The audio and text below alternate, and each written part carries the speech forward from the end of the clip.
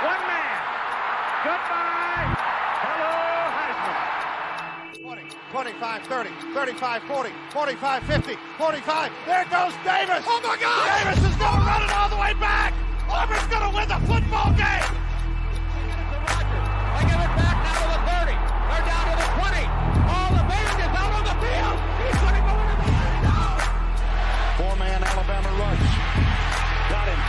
Oh, no, they didn't. Oh, my gracious. Yep. How about that?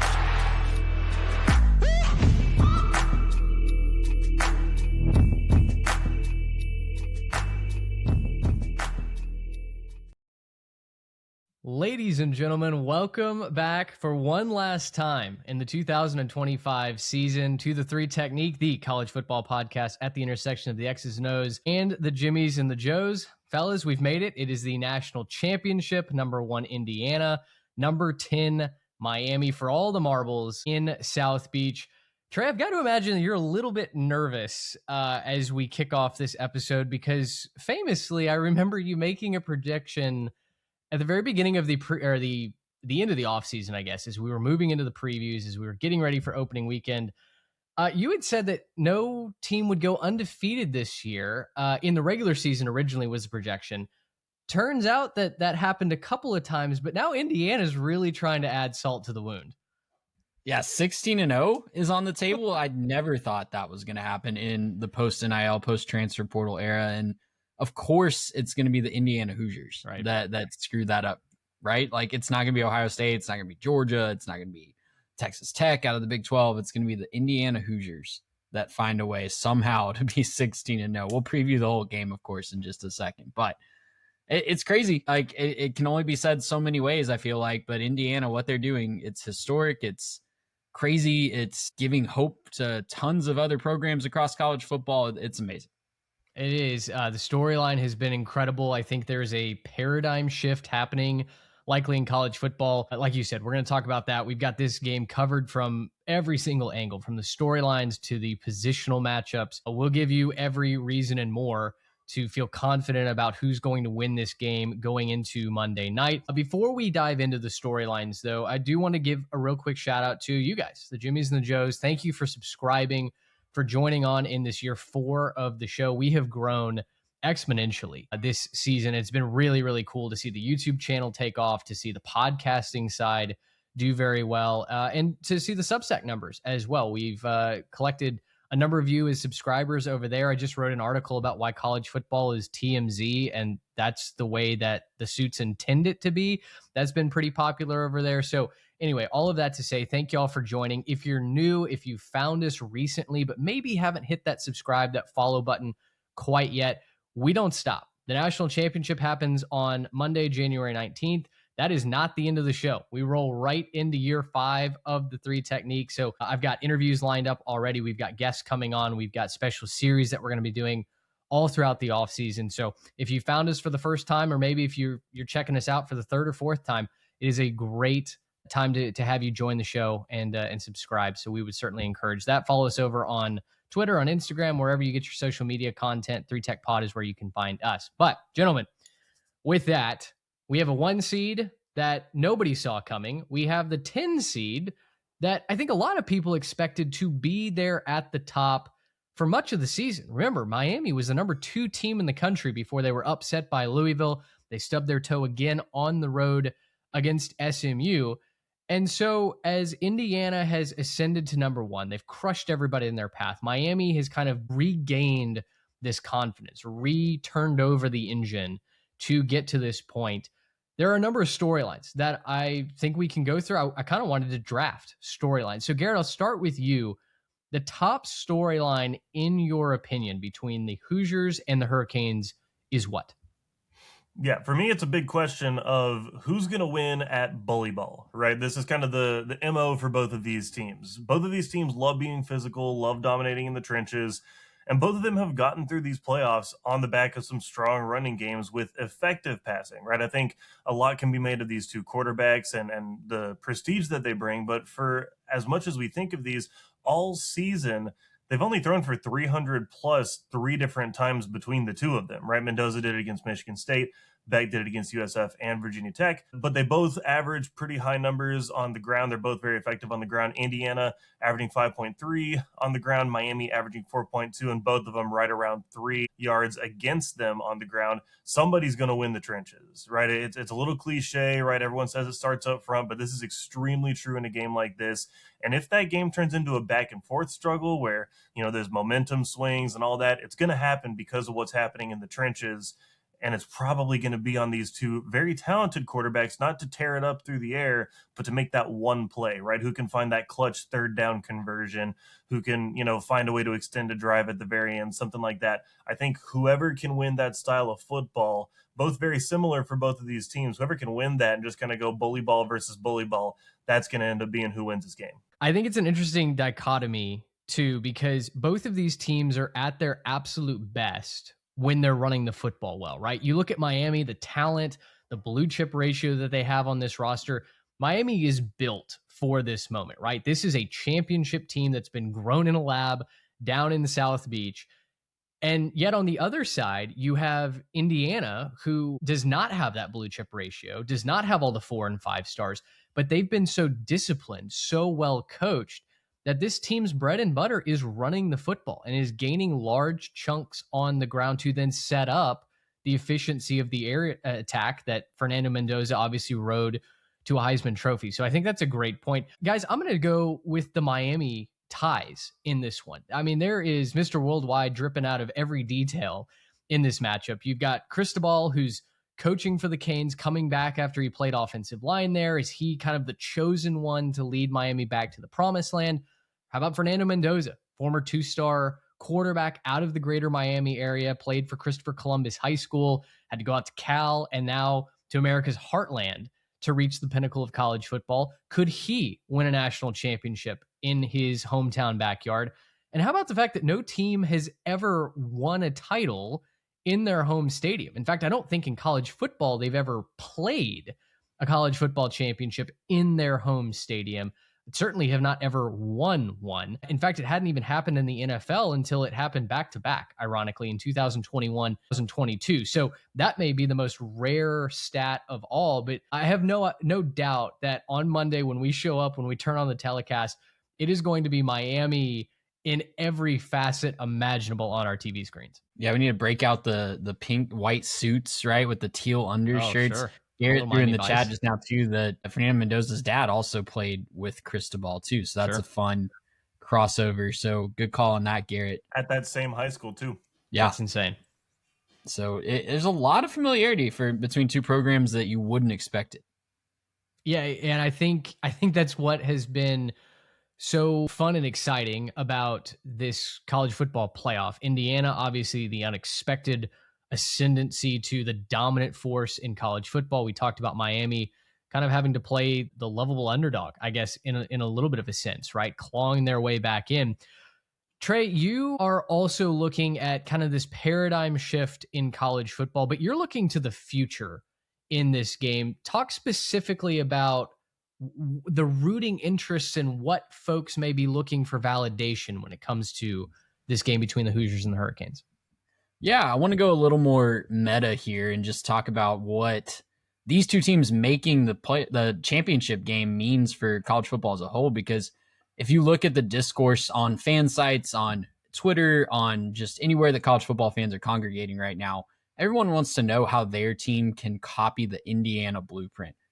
Can I just whisper this part? I don't know what the Indiana blueprint is other than just being like really good at evaluating the transfer portal and just executing extremely well at a rate that we haven't ever seen. I don't know. Like, I don't know that there's this magic blueprint that Kirk Cignetti's following other than he's a really good coach. He has really good assistants and he has older players out of the transfer portal that are really, really good at playing football. Yeah, I think the model, though, that they're looking at is how can these historically really bad programs rise to the top. And obviously Indiana, I talked about this on our recap show, the semifinals. I don't know that we've ever seen anything like this in college football. I had to pull a baseball analogy, Mitch. I don't know if you heard us talk about this. I pulled the Rice baseball analogy from the 90s when they were a doormat and Wayne Graham took them to the pinnacle of the sport in 2003. But that's what all the other historically poor programs are looking at. They're looking at Indiana as a source of hope. I don't know how realistic that is, but it's certainly a cool story to follow for other teams that have found themselves where Indiana was just a couple years ago. And on the other side of it, do maybe these underachieving sleeping giants really look at Miami as an example of staying the course, laying the foundation for a few years, letting a coach really grind and get to work? I don't know. I'm thinking of the Penn States of the world. I know it's ironic because they just fired their coach, but the Texas A&Ms, right? The Tennessees, these teams that have gone long stretches without national championships and gotten close, gotten tastes of it over the past few years, but really need to figure out how to stay the course and trust in their coaches to keep building.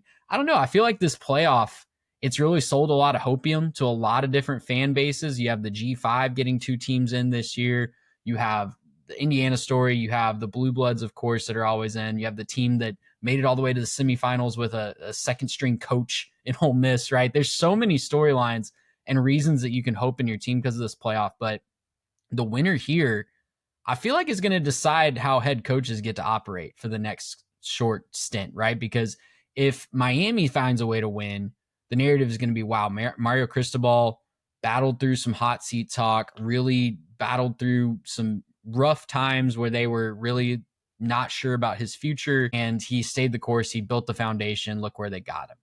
If Indiana wins, it's going to shorten that timeline for a lot of coaches because every fan and every booster is going to be pointing at Kirk Cinetti and wondering why their guy couldn't get it done in 2 years like he did. Well, and I think you make a lot of good points there. I have thoughts on a couple of them. Let me start with Miami because I think that's maybe the most fascinating adjustment that could happen to fan expectations. To your point, Cristobal had suffered some of the worst gaffes in his time at Miami, right? The time management issues, the losing at home, the failed expectations, not feeling like he was ready for the moment. There were so many instances where it just felt like, well, Miami might be a really good football team, but their head coach can't get out of his own way and is ultimately going to prevent them from winning a championship. And then, of course, the year that they're hosting the national championship in South Beach, it all seemingly comes together, but not in the way that Indiana has made it happen, where they've just steamrolled their way to a 15-0 record. It happened with some of those black eyes, right? With losing at home to Louisville on a Friday night, to going out to Dallas on a Saturday morning and just not getting up for that game, turning the ball over and over again and letting SMU, a team that had suffered several bad losses of their own, feel like they had conquered the champions of the world when they knocked off the Hurricanes. We left Miami for dead. And I think that we were starting to circulate the same old storylines about Cristobal. He can't get it done. He's not ready for the moment. He's going to waste another roster. And yet he has found a way to lean into the strengths of his team. I think in some regard, get out of the way, let his coordinators coach, let the offense and the athletes that they have cook, let the defense do what they do best. I have an interesting point that I heard doing some research for this about the similarities between Indiana and Miami's defenses, but how they present different ways that I think is going to be an interesting talking point. But I think to bring this to a close on Miami, I think if Cristobal is able to get it done, it should be a lesson for fan bases that, hey, progress is not always linear, right? Sometimes it is one step forward, 2 steps back before we find a way through. Patience is a dying virtue in this world, especially in the world of college football. And so I think there is something aside from all the money, the resources, the blue chips that Miami has to learn from if the Canes are to win this championship. And our sample size is still very small. We've only done the 12-team playoff for 2 years, sure, but we kind of have evidence that seeding doesn't necessarily matter as much as we thought it might, right? Yeah. Like it's as long as they keep this format where there's a break for the top 4, unless you're Indiana, of course, and you just steamroll everybody. But I think seeding, Miami being a 10 seed getting here, gives a lot of fan bases a lot of hope that if they just get in the tournament, they actually do have a shot, similar to March Madness, where all we heard leading up to the 12-team format was it's just going to be the top 4. There's never going to be any upsets, all that jazz. So a lot of exciting storylines to talk about. Hey, Garrett, you look better and better when it comes to your philosophy of just making the field big enough to where the best team can get in. And I don't think anybody's going to say that Miami, if they win, is the best team in the country. They're the last team standing. But I think to your point, this is not just the top 4 teams and everybody else. In today's modern era of college football, truly anybody can come out of the woodwork and win. And that's actually how I want to turn the point around to Indiana for you. Trey mentioned that the blueprint for Indiana may be a little bit murky. Online, a lot of people are saying, well, they're not doing anything special. They're just bringing in guys with 401ks onto the roster. They're grown men playing against boys, where I think the average age for the Hoosiers is something like 22, 23 years old. I mean, it's an old football team. They don't have a starter under 21 years old. Is Indiana finding some sort of cheat code by just having an older roster, or how do you evaluate the Hoosiers? I would say that you might have a point if, not everybody else had an opportunity to bring these guys in too. Good point. Anybody who wanted to could have brought in, Roman Himby when he was leaving Maryland, and whenever Mendoza left Cal, like he could have gone pretty much anywhere. Like Ohio State could have offered him if they wanted to go that direction, or Georgia could have brought him in if they wanted the caliber quarterback, and instead everyone rocked with what they got. And it turns out that maybe having some guys that have been around the block for a second, and maybe having some guys who are got the grown man bodies on them a little bit, and a little bit of grown man strength, maybe that might end up being okay, right? That might help you out every now and then, especially when it comes to just understanding the process, understanding how to grind through an entire offseason, how to go through an entire season of, workouts and game prep and everything else. That's going to be the same no matter where you go. Obviously, there'll be differences, but just the mentality and the mindset of being able to get up and go every single morning, bring in what you need to, that's going to happen a lot easier for these older guys. So, if we were having a conversation about Team X paid, $40 million for a roster and they're here, is that a cheat code? I might say, yeah, because, they're just spending all their money, but anybody could have had these players. I mean, it's not like this is the most talented roster. It's not like, Kurt Cignetti's over here just, beating people out for the top guys in the portal every single year. I mean, he will probably now going forward. He will now, and it's funny to think that this might be one of his least talented teams that he ends up coaching, and it might be the one that goes 16-0 and wins a title. It's funny to think that might be what's happening right now, and that we're on the precipice of, another team that wears red being the dominant team in college football for, every single season for the next decade or something. So, anybody could have had these guys. Maybe that'll change the way people look at the portal now. Maybe they're going to be looking for more experience going forward, but I would say I feel sorry for you, but everybody could have had these guys. Well, and I think it does, Trinidad Chambliss doing it at Ole Miss. I think it highlights productivity at any level trumps star power, trumps potential, right? Well, and the other guy in this game, Carson Beck's pretty old too. Like he's been around the block a time or two. Wasn't it that graphic where when he was starting at Georgia, Malachi Toney was 11 or something? Yeah, just something really dumb like that. It's cool.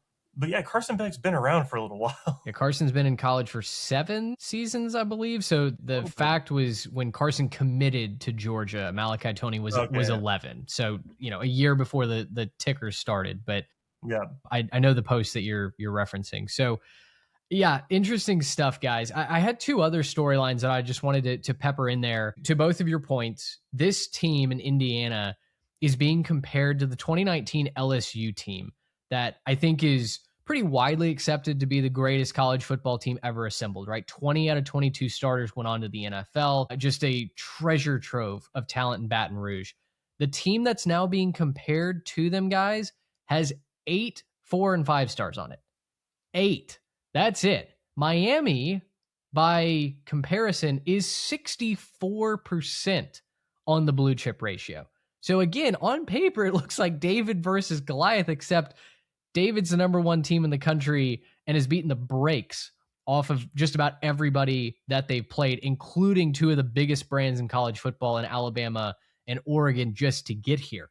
The other storyline that I wanted to highlight, more of a question, but who can convert field goals into touchdowns? You talk about starting to merge into our X factors. What's going to define this game?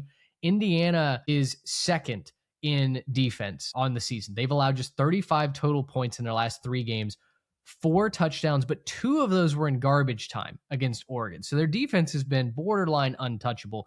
Miami's 5th in the country in scoring prevention. They've allowed just 44 total points in the last 3 games and only 4 times did their opponent reach the end zone. So you wonder why the over-under is, I think, 48.5 as of time of recording. Indiana's an 8.5 point favorite. So I think they're expecting at least some points from Indiana, maybe not a lot from Miami, but I don't think this is going to be a barn burner. At least that's what Vegas is telling you. And when you look at the math on paper, it's 2 of the best defenses that we've seen all season long going head to head. So I think with that, guys, let's merge into our key position breakdowns.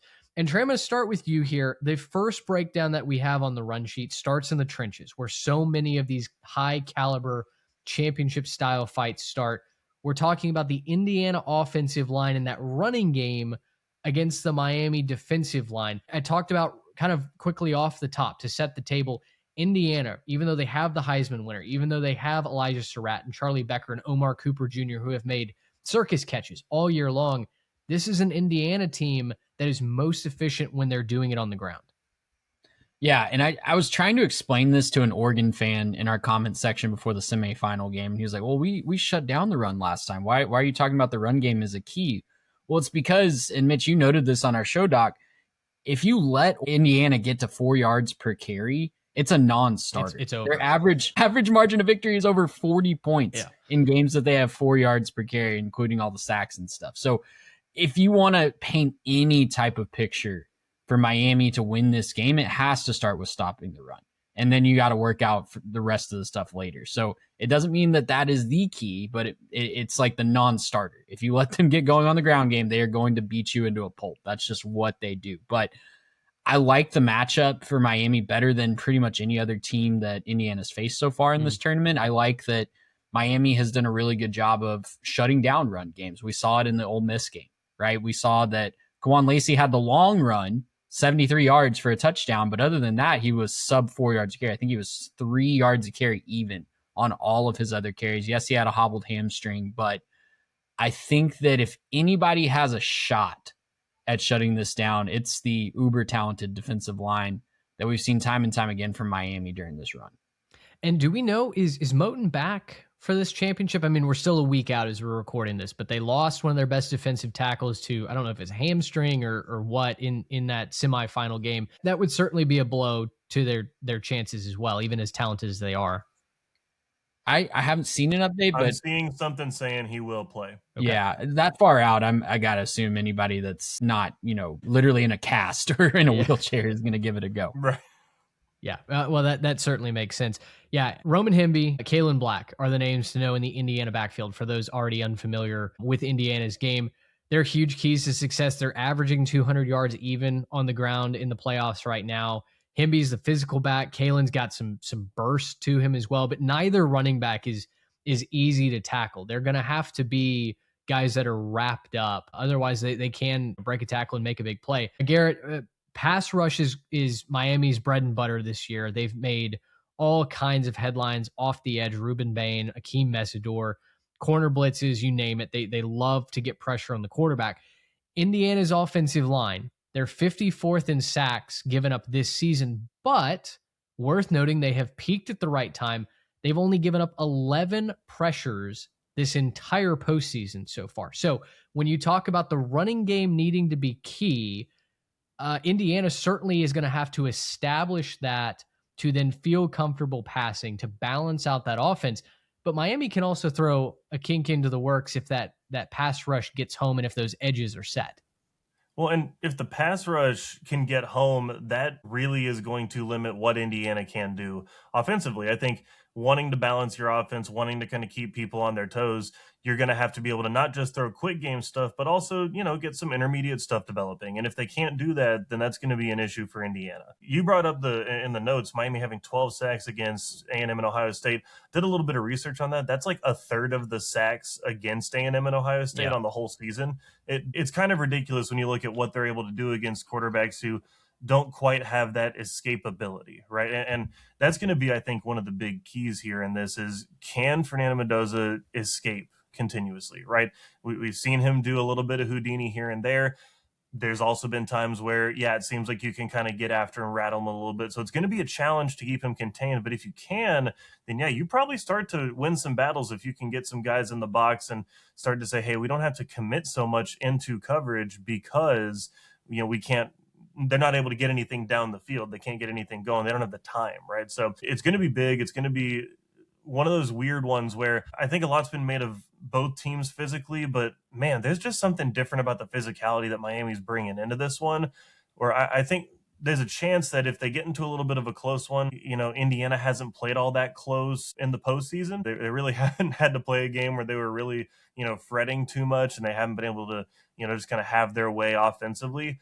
If it sets the tone early, I wonder if they balk at that, right? If they'll, kind of end up kind of getting away from it or getting a little bit too creative or get off their rhythm or something like that. So if you're looking at the pass rush, I think for me, that's the biggest key, is just find any way possible to slow down Mendoza, slow down what they can do, and then commit what you can into the box.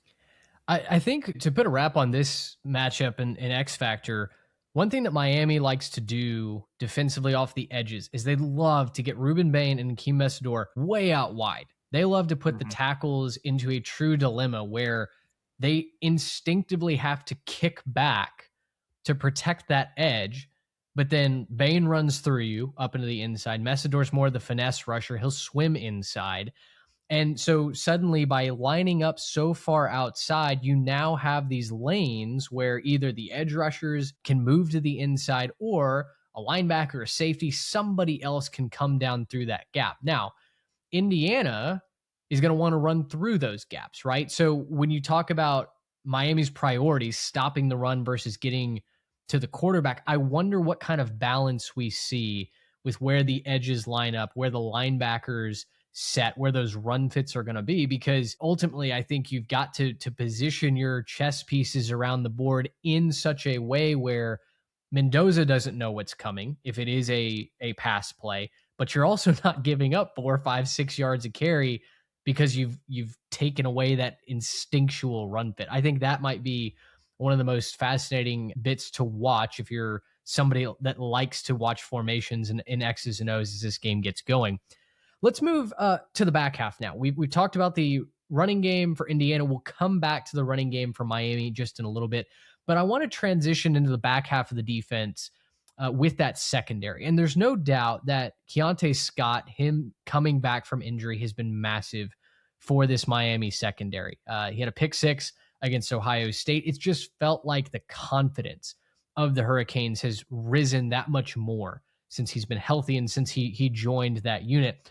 Miami has 5 interceptions in their last 4 games. And honestly, they could have had several more. I mean, there was dropped passes. There were some wonky throws from Trinidad Chambliss. That number could be elevated for sure. But I'm wondering, guys, and I don't know who wants to take this one. Trey, if you want to start with this, they may give up yards through the air, but I've never felt like through the postseason run so far that any opposing offense has really firmly taken control of the game, despite giving up, Julian Saint getting 287 yards, Trinidad Chambliss having some wonderful plays, but I never felt like the opposing offense had the momentum through the air attack.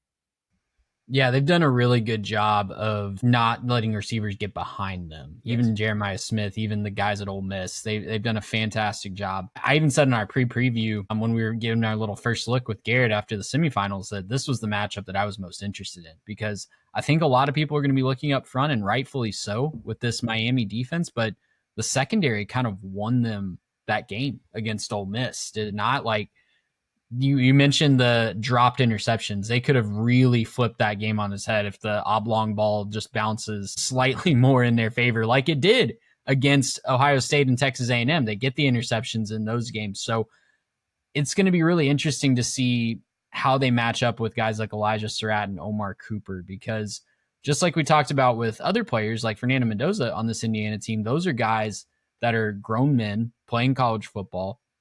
The guys on Miami are older and experienced as well, but they are still, prone to the little lapses. I'll say that's what keeps them from being 100% confident in my book. They've balled out. They have done a great job of shutting down a really good passing attacks in this playoff, but there's just little moments that you can see the cracks in them. and Indiana is going to exploit that if you're not careful, if you're not playing up to stuff. But the X factor for me, guys, is how does the first half look without Xavier Lucas? He was tossed for that targeting call late in the semifinal game. He's been a key. Yeah, I know. What is targeting? It's a really weird situation, but yeah, I mean, he's going to be missing the first half. And if Indiana loves to start fast, and if they can build a lead with him out before he even gets a chance to make an impact on this game, it could be really difficult for Miami to come back. Well, and to that point, you talk about the secondary really taking control in key moments. Over the course of this season, guys, under Corey Heatherman, the defensive coordinator, Miami, I believe, is second in the country in improvement of scoring points per drive. They had a 41% increase year over year from 2024 to 2025. That is insane. The only team, I think, if I've got my numbers right, the only team in the country more adept at that was Texas Tech, who had like an over 60% increase in points per drive improvement. So what Miami has done specifically on the back end, remember guys, with Cam Ward, this team could have won a national championship if they'd had this defense, right? It was the defense over the last several years that's been the absolute liability. Now we talk about the defense really being the calling card and the strength of this team, and they're going to be needed to stop Elijah Surratt, to stop Charlie Becker, to stop Omar Cooper Jr. Wide receivers that are not going to blow by you most of the time, right? They're not the 4.25 guys, but they are excellent route runners, and they've earned their separation all season long. I talked about that as a key against Oregon, how the comeback route was like my biggest X factor offensively for Indiana, because it was how they gashed the Ducks the first time in Eugene. It's what they did again in the semifinal game. Oregon, who wanted to run a lot of man coverage, just had no answer for a guy who can come out of his break and sprint back towards the line of scrimmage to make a catch for 15, 16 yards. Miami runs more of a zone concept, right? A lot of blitzes, like I said, and they rely on the athleticism of those corners and safeties in order to take away those easy throws, to make a quarterback fit it into tight windows. We'll see if Fernando Mendoza is ready for that. Speaking of Mendoza, Garrett, the Hoosiers have actually only thrown for over 200 yards once in the last 4 games. It doesn't seem like that watching the games because of how dominant Indiana's been, how many points they're putting up. But I think it speaks more to the efficiency of the offense, again, going back to the running game as a true key catalyst for this engine. Miami, like I said, is going to throw a lot of base looks at you, but they're going to bring a lot of blitzes. So for Fernando Mendoza, what do you see as his key to success against an aggressive Canes attack? I think it's just stay within himself, right? If he can just kind of stay where he is, be where his feet are, and just not try to do too much, meet the moment, I think that's fine. Like I said off the top, he's only thrown for 300 yards once all season. That's crazy. Like, he won the Heisman not tearing it up exactly. Congratulations, that's cool.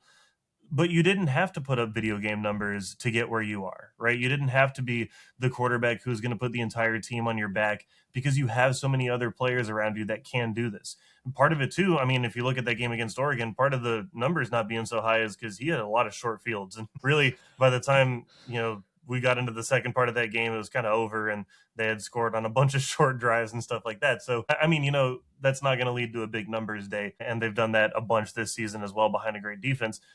But for me, if you're looking at kind of like what we were saying with the defensive line, if they can start to pressure and really put some, clamp down pressure on this offense, they're going to need to find a way to put it over the top. And for me, that's where I'm looking at a guy like Charlie Becker. I know that, Trey, you were just mentioning, Surratt and Cooper, but Charlie Becker's been their big play guy, right? He's been the guy to just go up over the top. He's averaging 20.5 yards a catch right now. That is far and away better than either Omar Cooper Jr. or Elijah Surratt. They're both sitting at, I guess, 13.5 and then 12.9. So again, nothing to sneeze at with those numbers, but 20.5 a catch is pretty dang good.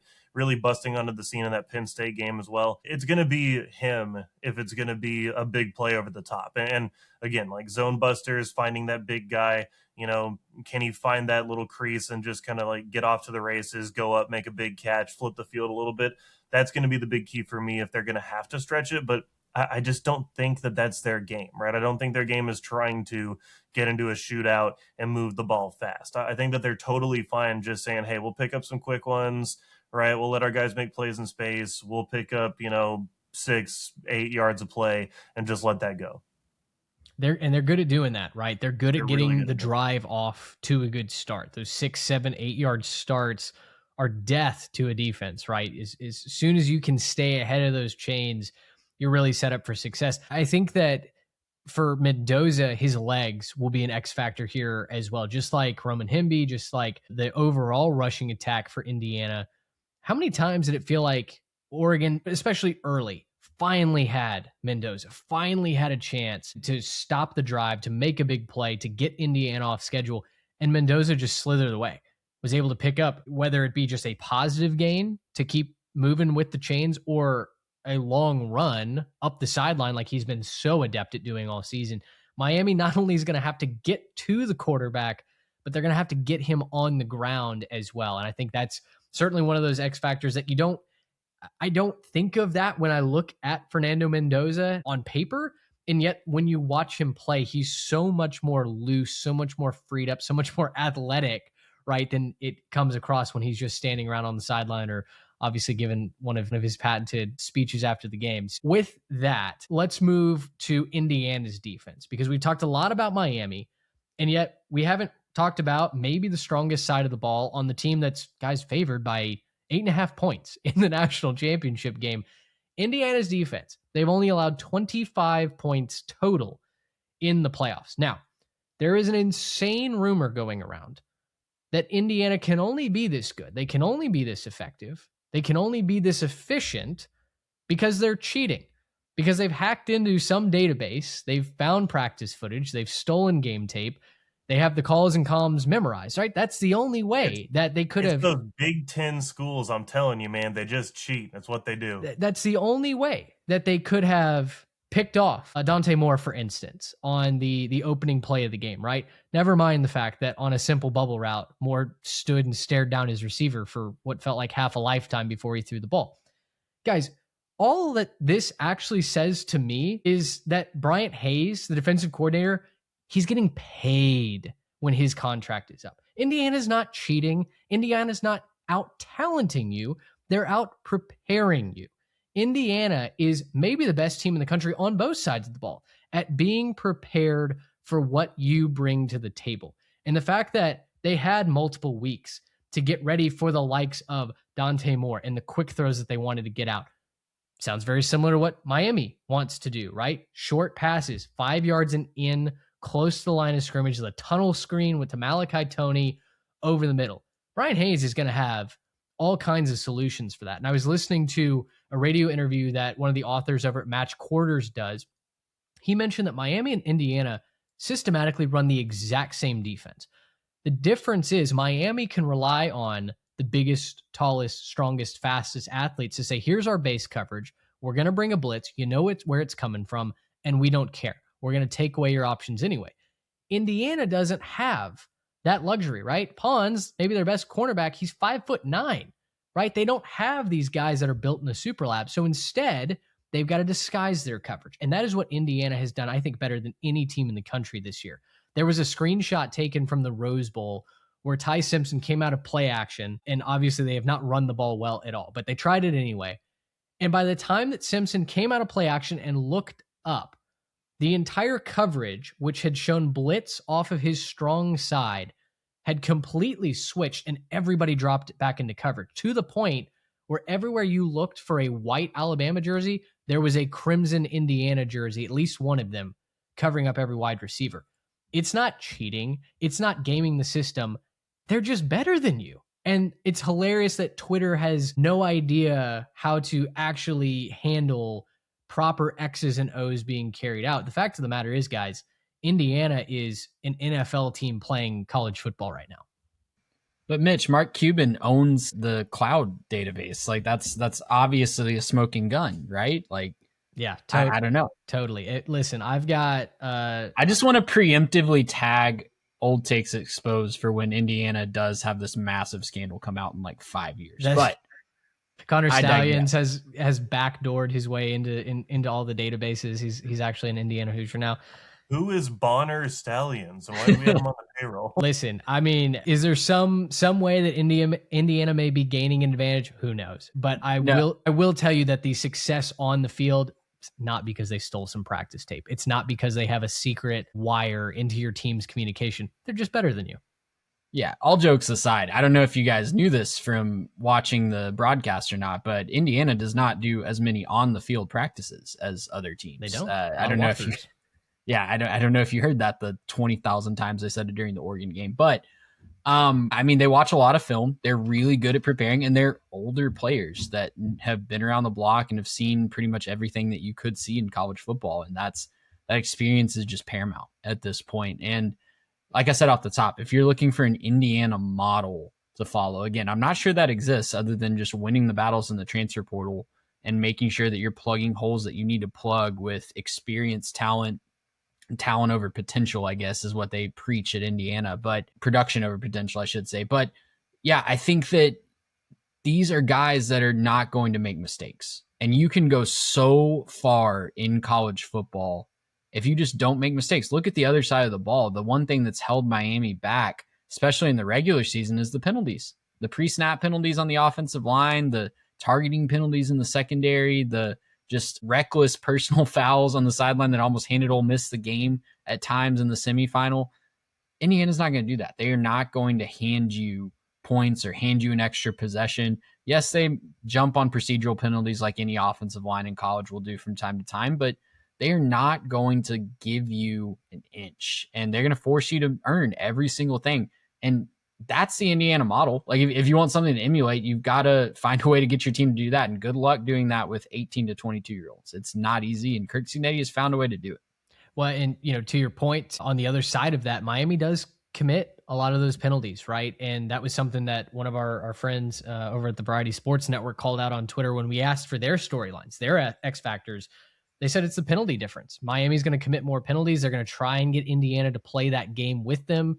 The Hoosiers won't. The Hoosiers are going to win. So that was ultimately why they picked Indiana to win that game in their projection.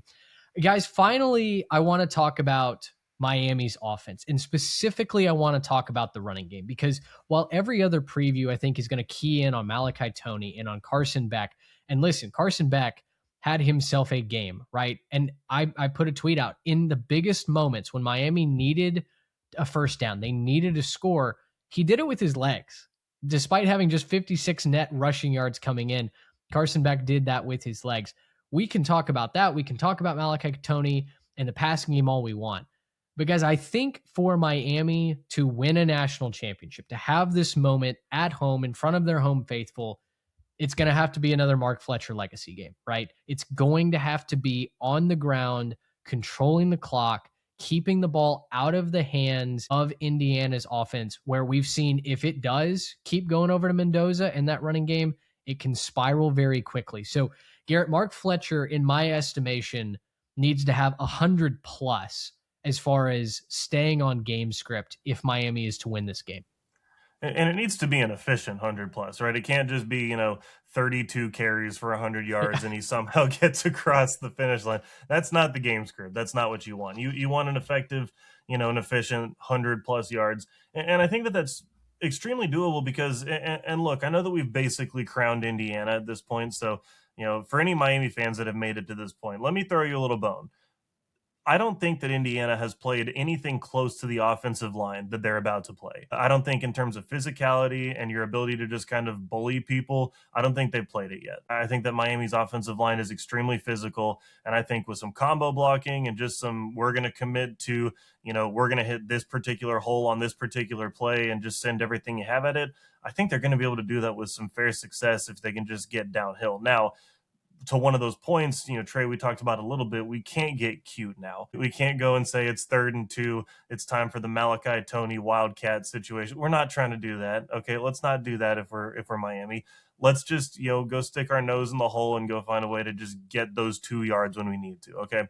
Now, a big factor in this and a big factor in being able to run the football is being able to be effective in the pass game. And that's actually where I think that Miami has a little bit of an edge as opposed to maybe previous Indiana opponents, right? Think about what Carson Beck is in terms of his experience and the amount of time he's played legitimate college football. Compare that to Dante Moore, Ty Simpson, even Julian Sand back in the Big Ten championship game. Not guys that have put a whole lot of time in, and not guys that have been around high-level college football for a long time. Carson Beck's there. And if he can stay effective and use his playmakers and all that, keep enough of that pressure off of the run game, they can stay balanced. That was one of the things that we highlighted in how they beat Ole Miss, was they just didn't make the mistake, right? They kept sustained drives along. They had those, 4 drives of 13 plus plays. They can do something like that, especially in what should be probably a home environment, right? Like, I know that Indiana fans are going to travel pretty well, but I don't think you can quite call it neutral when this game is at their home stadium. They can do this. It's not completely far-fetched to think that Miami running some ball control and just grinding it out on the ground with some effective passing that doesn't make big mistakes, it's not crazy to think that they could actually get this thing done. Well, and given the size difference, I think is the biggest advantage, maybe inherent advantage, that either team has in this. Miami offensive line is going to outclass Indiana's defensive line. Now, it hasn't necessarily mattered to this point when the Hoosiers have lined up across from Alabama, from Oregon, from Ohio State. But that is certainly something to take into consideration. And I think if Miami can stay on that game script, Trey, if they can get first downs, if they can break the trend of Indiana giving up 57.5 rushing yards per game over the last 5, that's when you start to see the tide turn, to see the crowd get into it, and Miami maybe to start to press some of that athletic and physical advantage that they have.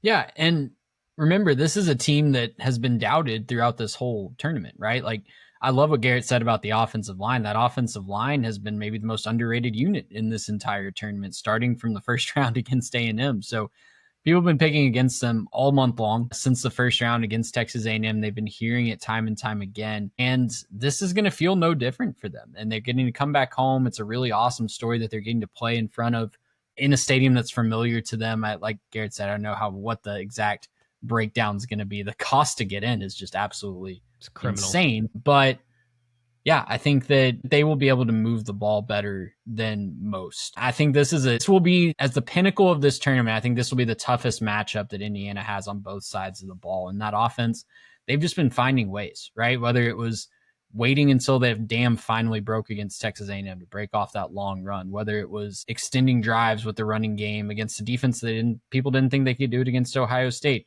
and then finally taking the top off of the Ole Miss defense. They found multiple ways to do it on offense throughout this tournament. And I think that for as much as people saying the prep is going to benefit Indiana, there's a good chance that Miami has something up their sleeve here. Hopefully not trick plays like Garrett said, but I think that they are going to be able to move the ball better than both Alabama and Oregon were able to. Yeah, I was pulling my hair out watching Shannon Dawson try everything under the sun. Let's do that on right as we get into opponent territory. Yeah, just run the ball. I mentioned Indiana giving up a microscopic rushing total on a weekly basis, 57.6 yards per game over their last 5. Notably, it's allowed them to blitz and use their defensive backs in coverage, right? So when you talk about staying ahead of the chains, staying on script, I think it's Mark Fletcher breaking through that line of scrimmage and requiring Indiana to put an extra man in the box, right? To prevent those defenders, those DBs, from instantly dropping into coverage or, coming up into the flat to take away those short passes. They've got to have multiple priorities when it comes to at the line of scrimmage and their pre-snap checks. They cannot be, well, this has clearly got to be a pass because it's 2nd and 12, because it's 3rd and 8. Miami's got to grind ahead and get those yards early on, I think, in order to stay on schedule and have a chance to win this game outright. So, gentlemen, with that, let's move into our predictions for the national championship. We have had a long, winding journey to get here. I can confidently say that Miami and Indiana were not in any of our national championship projections. Our preseason brackets have long since been burned and put out to pasture. Garrett, let's start with you, though. Indiana, 8.5-point favorites. They're the number 1 team chasing history. Miami chasing a different kind of history as the 10 seed. They'd be the lowest seed to ever win a national championship, obviously just in the second year of this 12-team playoff, but they'd also be the first team to ever win it at their home stadium. Who, at the end of the day, is going to be hoisting that trophy? Man, I have felt the sirens call to just pick the upset since this game has been, and I've just felt it calling my name. I can hear the sirens call saying that. I mean, come on, they're playing in their home stadium. How are you going to pick against a home stadium? This team has got the chip on their shoulder, does Miami, right? They have been doubted constantly. It should have been Notre Dame anyways, right? That's what we all heard. And it turns out that the committee got this one right. They put the right team in the playoff, and this team is now sitting here. You've got the Carson Beck storyline and all the work that he's put into this and all the work that he's put in to get here. And I think that this game goes down to the wire. I really do. I don't think that this is going to be a blowout. I'm very happy to wear the I was wrong, hat as soon as this game turns into a 30-point swing. I don't think that this game is a blowout. I think this game is going to go down all the way to the wire. I think we get late into the fourth quarter. It's going to be tied at 28. It's going to be a little bit back and forth. There have been big moments, big plays. And I think with just a couple minutes left, they give Mendoza the ball back, and he gets him just inside of field goal range. Indiana goes to glory. Play that one shining moment. Indiana 31, Miami 28. It is funny that you mentioned one shining moment, because I think if you ask Hoosier fans, even just 3 years ago, hey, which team do you think would win a national championship in the next decade? At the time, both of their teams, basketball and football, were absolute I was about to disasters. say basketball was down bad too. Absolutely awful. But at least you could envision one shining moment, the Nets coming down as the Indiana Hoosiers won the basketball championship. Not the case, my friends. Indiana might not just be about to be the national champions of college football. They might be one of, if not the greatest team to ever do it. And as we've talked about all show long, they might fundamentally change the way that team building is looked at across the rest of the sport. Garrett, you're taking the Hoosiers. I want to say too, there's a good chance that if they pull this off, I don't know how the logistics have gone, but they could be celebrating in Miami's home locker room. Ooh, that's like this. They could be in their home. Like there could be guys like cleaning out their lockers like the next week postseason, like, okay, get your helmets out, blah, blah, blah. They're like picking up bits of red confetti and stuff like that. Like someone leaves behind a championship t-shirt. I'm just saying, I don't know how the logistics are going to work. I can't imagine Indiana's giving up that home locker room for anything though.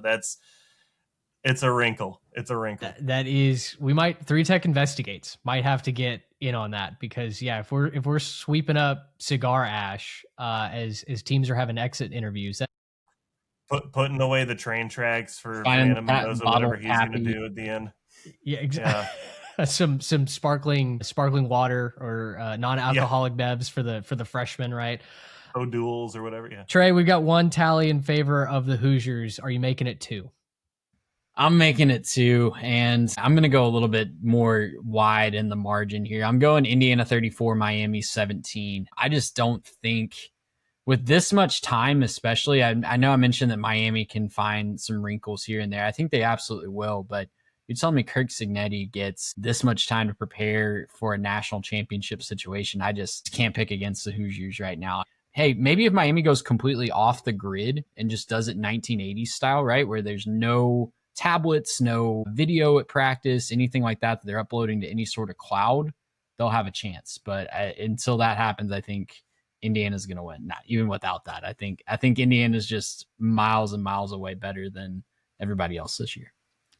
It does feel like Indiana's style of play, the way that they've built this team, lends itself to more ways to victory, right? It's hard to see the Canes throwing for 400 yards to win a national championship. It's hard to see. It's quite honestly hard to see the Canes running the ball on Indiana to win a national championship. We saw that they could get those points. We saw that their offense could be dynamic. They imposed their will at various times against Ole Miss. But Ole Miss was not this Hoosiers team. And I'm going to make it 3 for 3. I'm going to take Indiana to claim their first ever national championship, to go 16-0, to truly ascend to one of the all-time great teams in this sport. I think the Hoosiers execute in the margins a little bit better against Miami at home. I do think that this is going to be a closer game. 8.5 for a championship game just feels like too wide of a margin for me. And I know there's a lot of optimism on the Indiana side, but I think that does a disservice to how good this Miami team is. Again, they were arguably the best team in the country before they had their annual trapdoor game against Louisville. And then a couple of weeks later against SMU, you take away those mistakes, those lapses in focus, and this Miami team is without a doubt one of the top teams in college football. They're probably one of the top 5 most talented teams in college football. And as they put it all together, that's why they're obviously standing here as one of the final 2. But I'm going to take the Hoosiers. I think that Indiana and the way that they have systematically broken down each side of the football, each side of the game. Offensively, they move it with extreme efficiency. On the defensive side, they don't miss tackles, guys. They're the best tackling team in open space. So even if you do get through the line of scrimmage, even if you do complete a pass down the field, they're rallying to the football to make sure that what could have been a 20 or 30-yard gain, it's a 7-yard gain, right? And it's 2nd and 3, and it gives themselves another chance to get off the field. I think that Curt Cignetti very quickly has done what we've tried to do on a college football video game, what Bordeaux has literally created a career of doing. I think this is the greatest rebuild of all time. And shout out to you, Bordeaux. I think you might have to find a new line of work because there is a new sheriff in town. I think his name is Curt Cignetti. Yeah. I don't even know what to say at this point. Like, Trey said it on the recap of the semifinals, but I'm starting to run out of, and I agree with him, starting to run out of things that we can say about Curt Cignetti and the job that he's done. And if they can pull this off, and Trey, we started that conversation. Like, is he ascending into all-time coaching tiers? Is he ascending into that part where he's going to be, the new sheriff of college football? Did we have the conversation a couple years about Kirby Smart that we really should be having now about Curt Cignetti? I guess we'll see, right? It's really exciting to think about what the future of college football holds and what it could look like to have a dominant Indiana at the top of it all. All right. Well, with that, guys, I think we've done our part. I think this has been researched to death. We've obviously talked about all the matchups. If we missed any, let us know, and I'm sure you will, at 3Tech Pod on our YouTube channel. You can swipe up if you're listening to the Spotify feed as well. Comment right in the app. We'd love to have that conversation with you. We'd love to know what your pick is. Indiana, Miami. Does Miami pull off the upset, make history at home? Do the Hoosiers get to go back to the Heartland with their first ever championship trophy? Weigh in. Let us know at 3Tech Pod. And guys, excited to get this one rolling. We've obviously got some time before the national championship game actually kicks off. We've recorded this well in advance to be able to have those conversations, to be able to look at all the angles, and also to be able to create more content. We might have a guest coming on later this week. We certainly will have a couple of guests immediately following the national championship game. So would love to have you subscribed and following along on the channel if you are not already. For Trey Reeves and Garrett Turney, I'm Mitch Mason. Thanks so much for tuning in to our national championship preview. We'll talk to you on Monday night when the confetti's raining down and we've crowned a champion. Until then, so long, everybody.